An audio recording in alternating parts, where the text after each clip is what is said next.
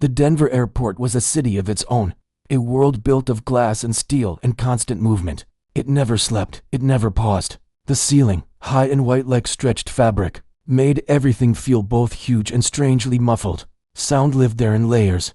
The lowest layer was a steady, mechanical hum from the lights and the people moving trains somewhere deep below. On top of that was the rhythmic swoosh sigh of the automatic doors, opening and closing like a lung. Then came the sharper sounds, the clack-clack of suitcase wheels racing over tile seams, the tinny, far-off voice of the intercom, announcing a final boarding call for a gate in another zip code. The sudden, happy shriek of a toddler seeing a plane out the window. And through this river of noise and purpose flowed people. Hundreds, thousands of them, all in their own little bubbles of worry and time. A man in a wrinkled suit stared at his phone, his forehead creased, scrolling through emails that couldn't wait. A family of 5 huddled around a mountain of carry-ons, the parents looking tired down to their bones, the kids buzzing with a dangerous mix of boredom and sugar. A young couple, fingers intertwined, leaned against a pillar, sharing headphones and a secret smile. An island of quiet in the storm. Everyone was going somewhere, leaving something, heading towards something. The air smelled like coffee, floor cleaner, and that faint, dry smell of recycled air that is the smell of being nowhere at all. Right in the middle of the main terminal, sitting under a bright pool of light as if on a stage, was the piano. It was an old upright, its black paint worn to a dull gray in spots, especially around the edges of the keys. A simple, laminated sign on the music stand said, in friendly letters, "Play me." It was a nice idea, a little island of art in a sea of travel, but mostly, it was furniture. People flowed around it like water around a rock. A backpacker used its bench to adjust his hiking boots. A woman briefly set her overpriced airport sandwich on the closed lid, while she searched for her boarding pass. It was part of the scenery. That's where she was, just another piece of the moving picture. A girl, maybe 17 or so, with a backpack that seemed a bit too big for her. She wasn't standing out. Her clothes were plain, a soft-looking gray hoodie, dark jeans. Her hair was pulled back in a simple way. What made her different, if you looked close, was the case strapped securely to her backpack. It was a violin case, old and sturdy, with a few stickers from places worn at the corners. She moved through the crowd not with the rushed hurry of someone about to miss a flight, but with a kind of tired purpose. Her eyes were on the ground mostly, glancing up now and then at the huge departure boards, their lines of city names and times flipping with a soft click. She found her gate, checked the time on her phone, and let out a small breath. She had time. Too much time, really. 2 whole hours. The thought of sitting in the stiff, vinyl chair by the gate, watching the clock, felt heavy. She shifted the weight of her backpack and started walking again, just to move, with no real direction. That's when the piano came into her view again. This time, she didn't flow past it. She stopped. The river of people parted and flowed around her as she stood still. She looked at the piano, really looked at it. Her eyes went from the scuffed pedals up to the yellowed keys, to the friendly "Play Me" sign. For a long moment, she just stared. Her face was hard to read. There was a tiredness there, the kind that comes from a long journey. But there was something else, too. A flicker of memory, a hesitation. Her fingers, resting on the strap of her backpack, twitched. They were musician's fingers. Not perfectly manicured, but strong-looking, with a faint callus on the tips of her left hand from the violin strings. She bit her lip, a small, nervous habit. The noise of the airport seemed to fade into a distant roar for her. In her head, she wasn't in Denver. She was somewhere else. A quieter room, with afternoon sun coming through a window, falling on a different, older piano. The memory was almost a physical feeling. She took a step toward the bench, then stopped. She glanced around, as if suddenly aware of all the people. A woman was arguing on the phone nearby. A janitor pushed a wide mop bucket past. No one was looking at the piano. No one was looking at her. They were all in their own worlds. That seemed to decide it for her. She walked the last few steps, slid the backpack from her shoulders with a soft thump, and placed it carefully at her feet. She sat on the bench, which gave a little creak. She just sat for a second, hands in her lap, looking at the keys. She placed her fingers lightly on them, not pressing down, just feeling the cool, smooth ivory and the gaps between the black sharps and flats. It was a familiar landscape. A man in a baseball cap, walking by with a large duffel bag, glanced over. His expression said it all. Asterisko, a kid at the piano. Probably gonna bang out heart and soul or something. He didn't break his stride. The girl lifted her hands, took a slow, deep breath that seemed to come from the very bottom of her lungs, and let it out. And then she began. The first note was a single, clear middle C. It rang out, pure and simple, cutting through the airport hum. Then another note, and another, not a melody yet, but a searching, a testing of the water. The piano had a thin, slightly tinkly sound, not a rich concert hall sound, but it was in tune. Her touch was gentle, listening. She played a soft chord, then another. Her head tilted as she heard the sound fade into the air. She was adjusting, not just to the piano, but to the act itself, to playing here, in this exposed, public place, with her back to the world. Then, her shoulders settled, her back straightened just a little. Her focus, which had been scattered and nervous, sharpened and went inward. The searching notes began to link together, to find a path. They formed the first, sorrowful phrases of a piece. It was slow, and it was sad, but it was so beautiful. It was the kind of music that didn't shout for attention, but whispered, pulling you in closer to listen. The melody unfolded like a story told in a quiet voice, each note hanging in the air for a moment before the next one came, full of a deep, quiet longing. The man with the duffel bag, who was now 20 feet away, stopped. He didn't mean to. His feet just stopped moving. He turned his head. The woman on the phone lowered her voice, then murmured, "I gotta go," and ended the call. Her eyes fixed on the girl's back. The janitor leaned on his mop handle. The bubble of noise that surrounded the piano started to shrink. Conversations hushed. The suitcase wheels still clacked, but fewer of them, as people slowed. A small circle of space began to clear, not because anyone planned it, but because humans, when they hear something real, something true, instinctively make room for it. They were no longer just travelers in an airport. They were becoming an audience, drawn by a simple, astonishing fact. In the middle of all this rushing, someone had decided, quietly and bravely, to be still and to make something beautiful.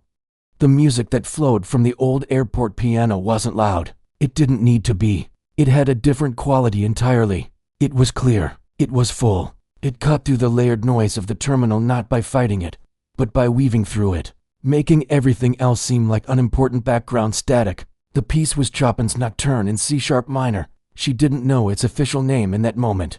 To her, it was just the music from her grandfather's house.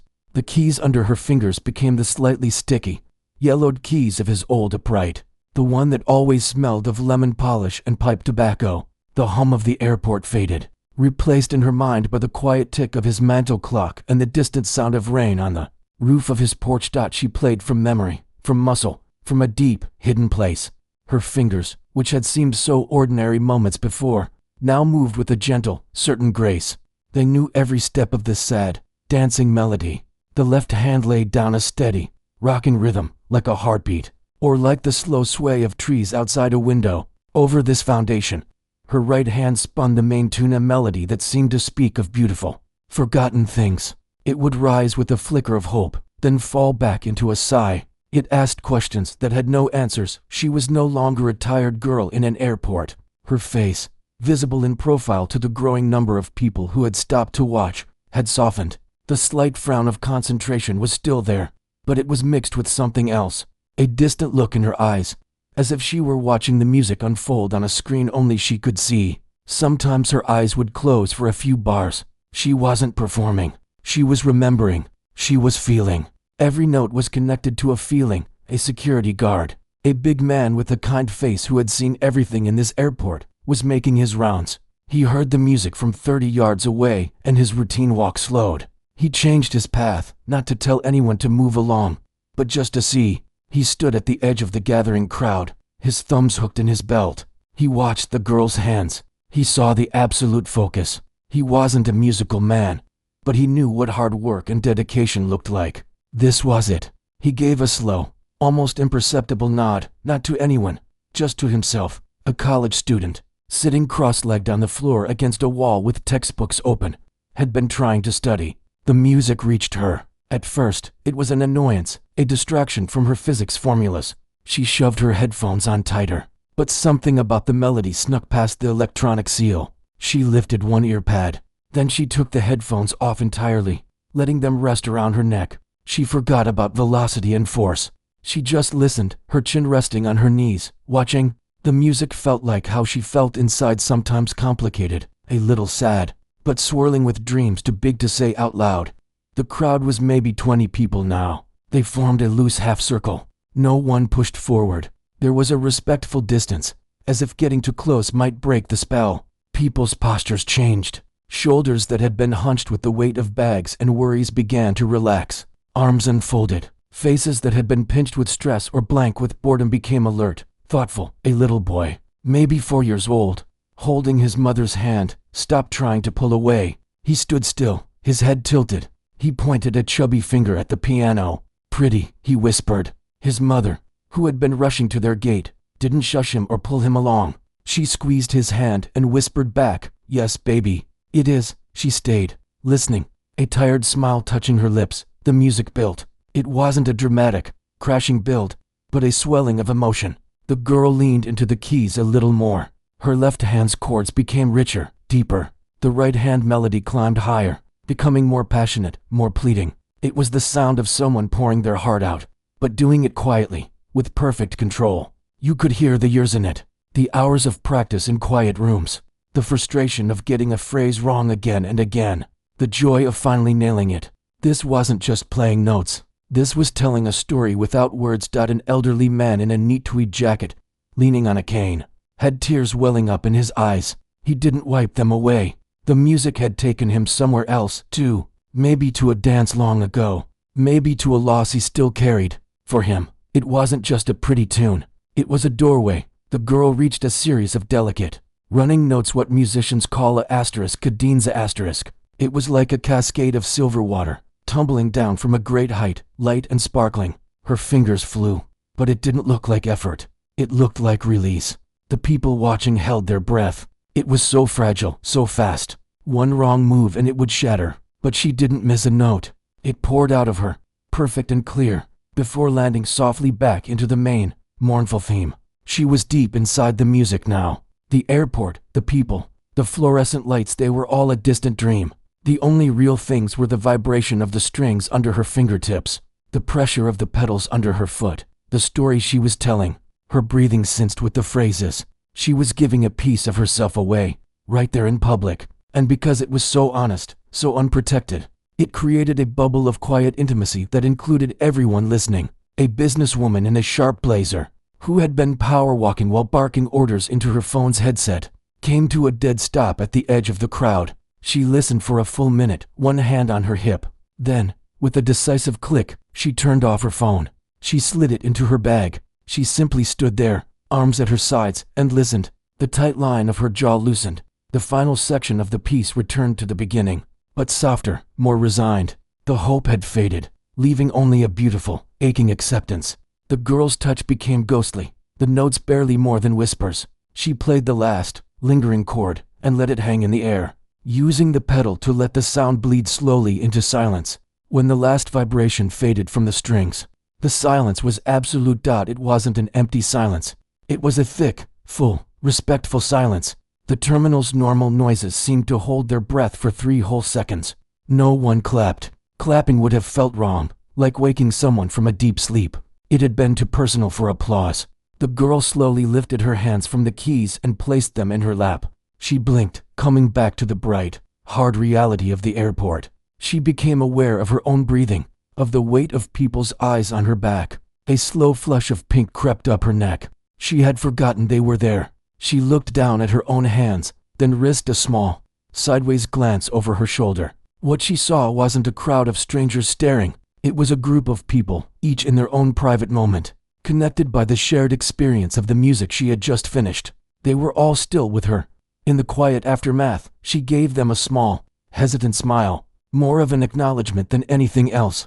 Then she turned back to the piano, her mind already shifting. The spell of the nocturne was broken, but the connection was still there, a live wire humming in the air. She knew she wasn't done. The feeling in the air asked for something more, and she had one more thing to give. Without a word, without even standing up, she took a breath, found a different set of chords under her fingers, and began to play again. The silence after the last note of the Chopin piece was a living thing. It was a deep, shared breath held by 40 or 50 people. It was the kind of quiet you get in a forest after a sudden, startling sound, where every creature listens. The normal airport racket, the distant beep of a cart. The rumble of a suitcase seemed to have pulled back, hushed out of respect. The girl at the piano felt the weight of that quiet. It pressed gently against her back. She had been somewhere else entirely, a private world of memory and music, and now she was back. The hard bench under her, the bright lights above, the awareness of all those eyes. A warm blush crept up the back of her neck. She didn't turn around. She just stared at her own hands, resting now on the worn keys. They felt electric, like they'd just stopped vibrating with the last chord. What do you do after that? How do you follow a moment that felt so complete? She wasn't thinking in those big, dramatic words. Her thought was much simpler. Okay, what now? The connection she felt with the people behind her wasn't something she could just walk away from. It felt like she had started a conversation. Without using words, you couldn't just say goodbye in the middle of a sentence. The air was still humming. It asked for something. So, almost without deciding, her fingers moved. They found a different place on the keyboard, not the complex, shadowy landscape of Chopin, but something open, familiar. She played a single, clear chord, C major, simple, plain as daylight. Then another, G, then back to C, a little pattern, a gentle, rocking rhythm. It was peaceful. It was a question. A few people in the crowd recognized it instantly. Their eyebrows went up. A slow smile spread on the face of the college student sitting on the floor. The security guard's stern expression softened another degree. It was the opening of Imagine, John Lennon's song, not a grand classical piece, but a modern hymn, a folk song for the whole world. She played the simple, iconic melody through once, just on the piano. Her touch was thoughtful, not sad anymore, but hopeful. It was a melody everyone knew. Even if they didn't know they knew it, it was in the air, in the culture, a part of shared memory. It felt like a hand being held out. She played the intro again, and this time, she began to sing. Her voice wasn't a powerful, trained singer's voice. It was a girl's voice, clear, a little soft, slightly unsure on the very first word. She didn't look up. She kept her eyes on her moving hands, as if the words were written there. Imagine there's no heaven. The words floated out, mingling with the piano notes. They were barely louder than a conversation, but in the held breath quiet of the circle, everyone heard them. For a few lines, she was alone in it, just her voice, threading through the quiet terminal. People listened, their hearts in their throats. It was one thing to hear a beautiful piano piece.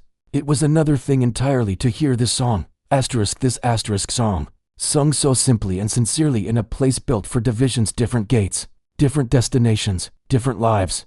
Then, something magical began to happen. The mother holding the little boy's hand was the first to join. She knew the words by heart. She sang along, just under her breath, almost a whisper. On the next line, it's easy if you tried, she sang it to her son, looking down at his wondering face. Her soft whisper was a permission slip.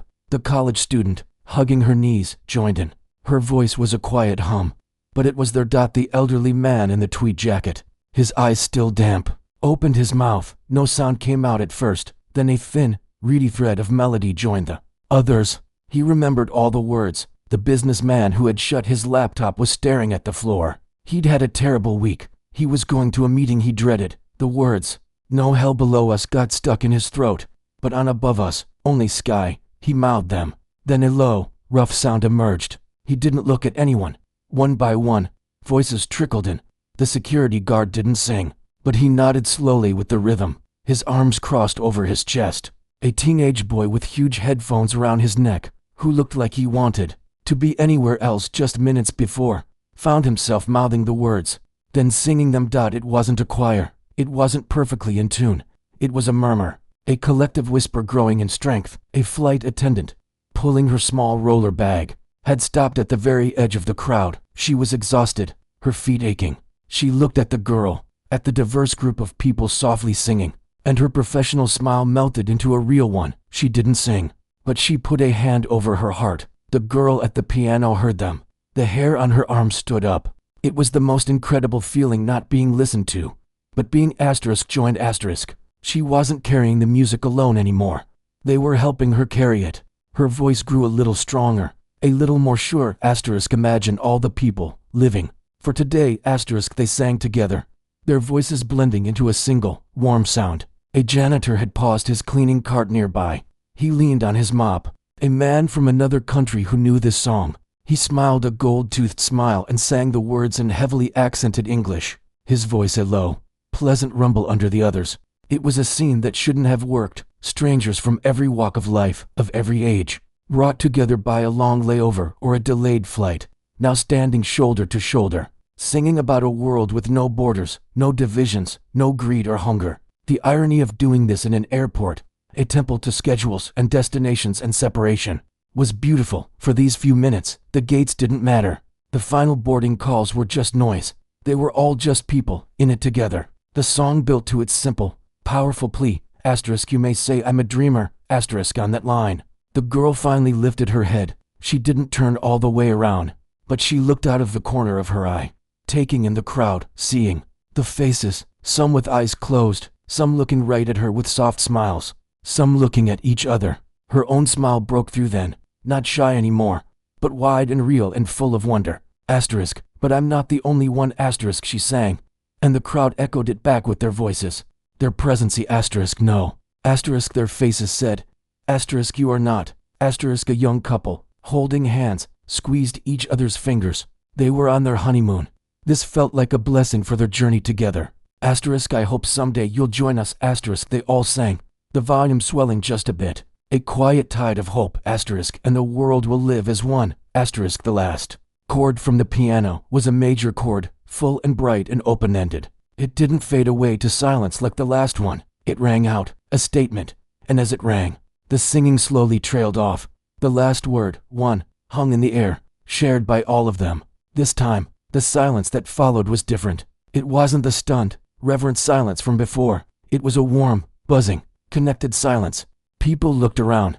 They made eye contact with strangers and didn't look away immediately. They saw each other. The man in the suit caught the eye of the college student and gave a small, acknowledging nod. She smiled back. The girl took her hands from the keys this time. She slowly turned on the bench to face them.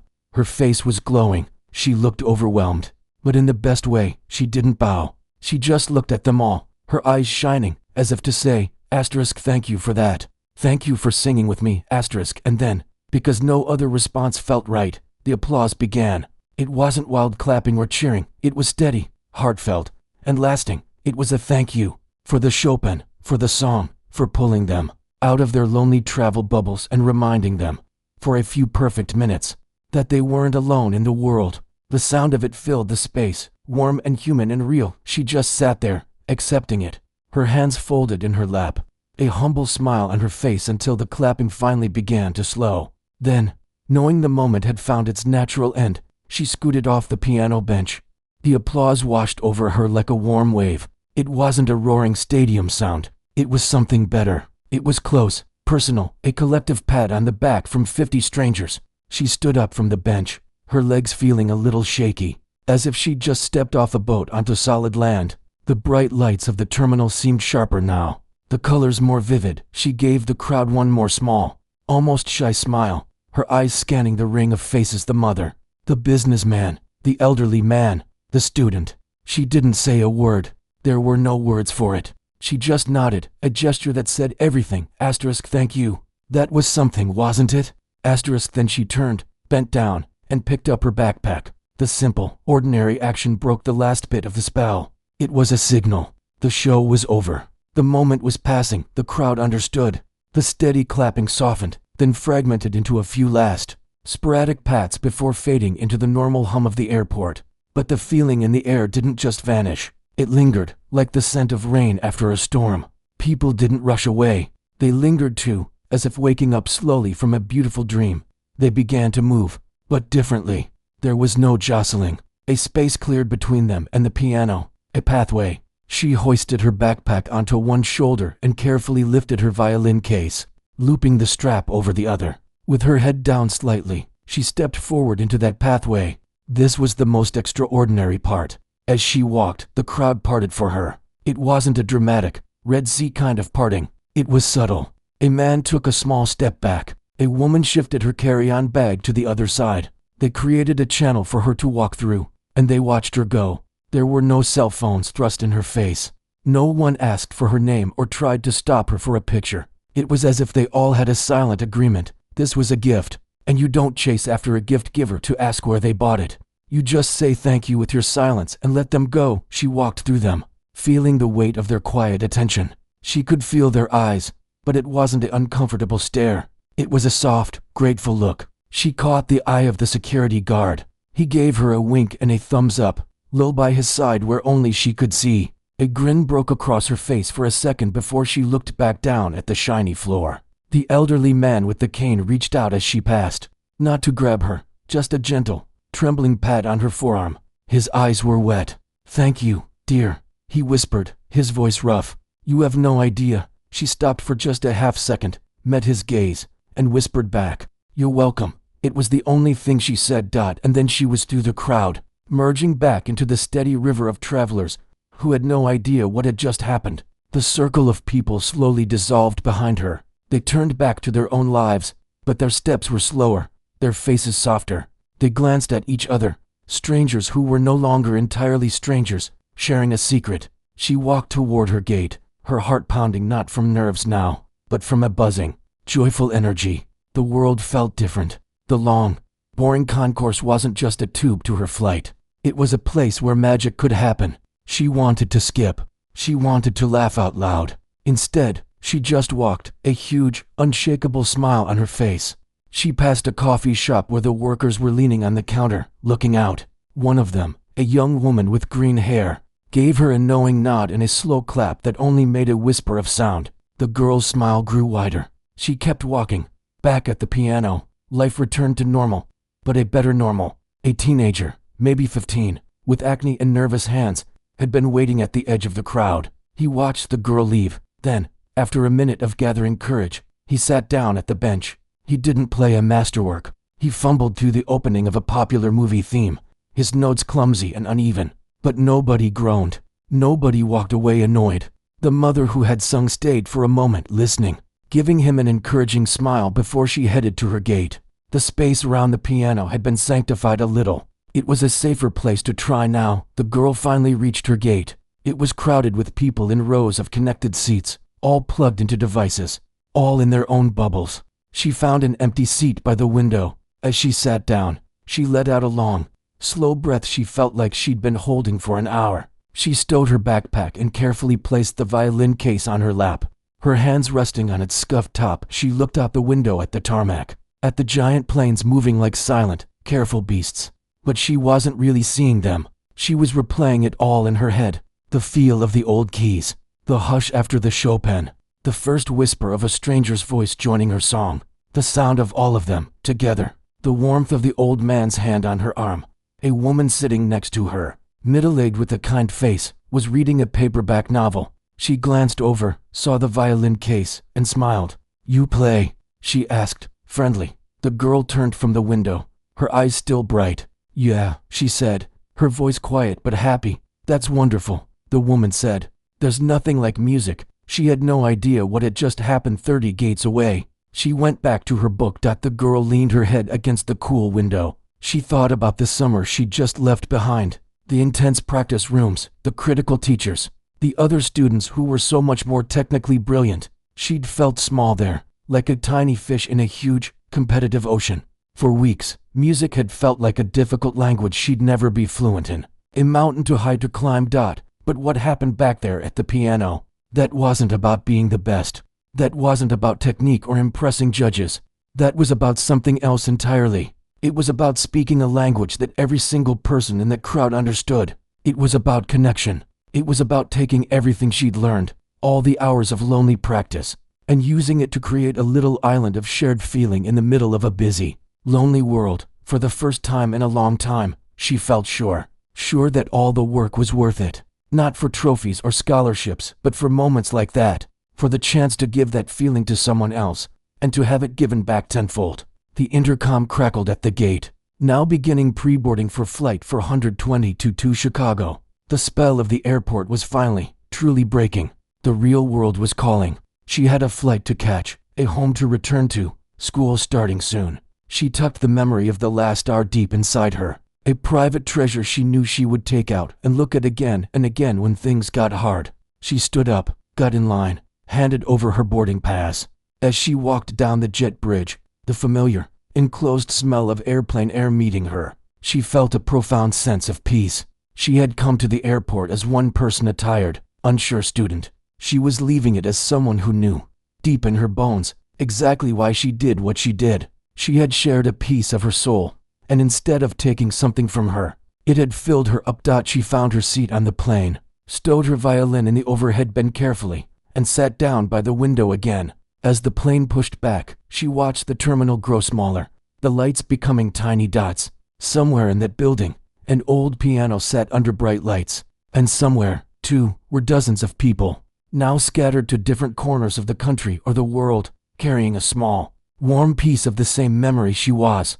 They would probably never see each other again, but for a few minutes, they had been a community. They had been, in the quietest way, one. The plane climbed through the clouds, leaving the sprawl of Denver and its glittering airport behind. The girl in the window seat watched the world turn into a map, the roads becoming thin threads, the houses tiny dots. The buzz of what had happened at the piano was still humming in her veins, a quiet, joyful electricity. But the tiredness from her long summer, from the travel, from the emotional wave of playing, finally began to settle over her. She leaned her head against the cool plastic window and, before she knew it, she was asleep.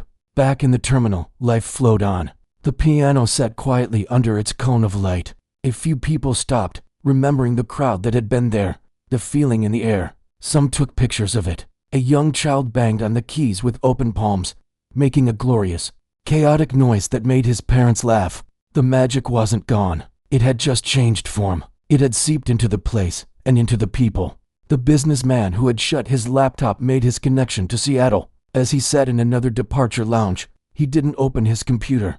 Instead, he pulled out his phone. He didn't have a video of the girl. No one did. But he opened his notes app and started typing. He wrote about the stress he'd been carrying, the deal he was sure he'd lose, the clenched feeling in his jaw. He wrote about hearing the piano, the surprise of it, the way the music had physically made him stop. He described the singing, how his own voice, rusty and unused, had joined in without his permission. I sang with strangers today. He typed. And for 3 minutes, I didn't have a single problem in the world. He saved the note. Later, when he landed, he would call his daughter at college, just to hear her voice. The elderly man with the cane made it to his gate, his heart feeling strangely light. The music had unlocked a memory of his late wife. She had loved Chopin.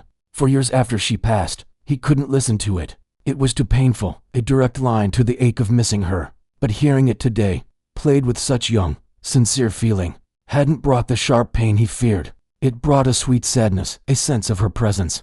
On the flight to visit his grandson, he closed his eyes and instead of the usual loneliness, he pictured her smiling. The girl at the piano would never know she had given him that gift. The college student, finally on her flight home to Texas, put her headphones on. But instead of her usual study playlist, she opened a music app and searched for Chopin. She listened to the nocturne she'd heard. It sounded different now, more alive, more connected to a real moment. She then made a new playlist. She titled it Airport Piano, and added that piece, and Imagine, and a few other songs that made her feel hopeful. For the rest of the semester, whenever she felt overwhelmed by exams, she would listen to that playlist and remember that circle of quiet in the middle of the chaos. The mother and her little boy boarded their plane to visit family. The boy, buckled into his seat, looked up at her. "Mama, the piano girl was nice. She was, sweetheart. Can I learn piano?" She smoothed his hair, thinking of the extra cost, the logistics. But then she thought of the girl's focused face, the way the music had made her own tired heart lift. "You know what? Yes, we'll look into it when we get home." A seed, planted by a stranger, took root. The security guard finished his shift. Driving home in the dark, he told his wife about it over the phone. "You shoulda heard it, hon. This kid couldn't have been much older than our Jenny. Played like an angel." And then the whole darn place started singing. Singing. Not a dry eye nearby, including mine, and I'm not ashamed to admit it. He talked about it for days.